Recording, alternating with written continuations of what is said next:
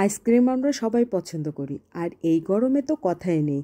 তবে গরমটা একটু বেশি লাগলে ললি আইসক্রিম খেতে অসম্ভব ভালো লাগে, এতটা প্রশান্তি লাগে যে মনটাই ভালো হয়ে যায়। কিন্তু এই ললি আইসক্রিম দিয়ে যে এত মজার ড্রিঙ্কস তৈরি করা যায়, আপনারা কিন্তু না খেলে বুঝতেই পারবেন না।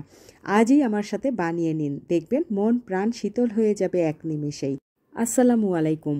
আজ আমি একটি ড্রিঙ্কস শেয়ার করছি, আর তা হচ্ছে ললি আইসক্রিম দিয়ে মজাদার সেই ড্রিঙ্কস।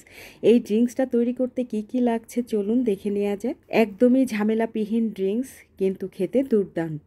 এখানে ড্রিঙ্কসটি বানাতে অবশ্যই লাগবে ললি আইসক্রিম, তাই আমি এখানে লেমন ললি আইসক্রিম নিয়েছি। এরপর লাগছে পালস চকলেট, আর লাগছে সোডা পানি অথবা স্প্রাইট। আমি এখানে স্প্রাইটটাই নিয়েছি, কারণ আমি আমার আশপাশের দোকানে সোডা পানিটা পাইনি, তাই নিতে পারিনি। আপনারা কিন্তু চেষ্টা করবেন সোডা পানিটা নিতে, তাহলে দেখবেন ভালো লাগবে। তাহলে চলুন ড্রিঙ্কসটা তৈরি করে ফেলি।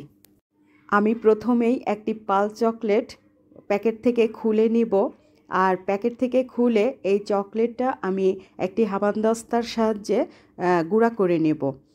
গুঁড়া করে নেওয়ার পর আমি এটাকে গ্লাসে নিয়ে নেব, আমার সার্ভিং গ্লাসে।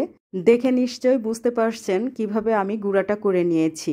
পালসের ফ্লেভারটা এই ড্রিঙ্কসে আলাদা মাত্রা যোগ করবে।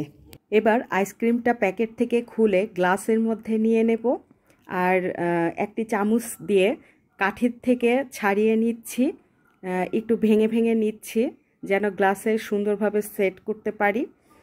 এই তো পুরোটা নেওয়া হয়ে গিয়েছে। এবার আমি স্প্রাইটটা দিয়ে নেব। আমি এখানে স্প্রাইটটা 1 গ্লাস পরিমাণ দিয়ে নিচ্ছি। আপনারা বেশি তৈরি করতে চাইলে সব কিছুর পরিমাণটা একটু বাড়িয়ে নেবেন।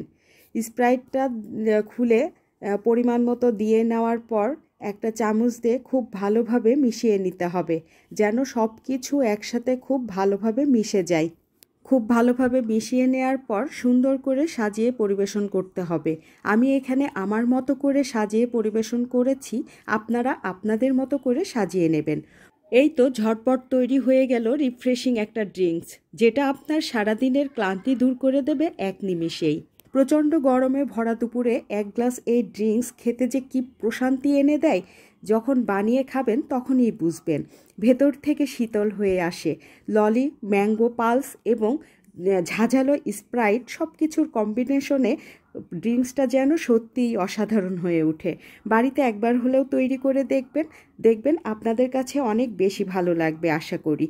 আর এমন রিফ্রেশিং একটি ড্রিঙ্কসের রেসিপি যদি আপনাদের কাছে ভালো লেগে থাকে, তাহলে অবশ্যই শেয়ার করে অন্যকে দেখার সুযোগ করে দিবেন। আর সেই সাথে লাইক কমেন্ট করতে ভুলবেন না। আজ এই পর্যন্তই, নেক্সট কোনো ভিডিওতে কথা হবে। সেই পর্যন্ত ভালো থাকবেন সবাই। আল্লাহ হাফেজ।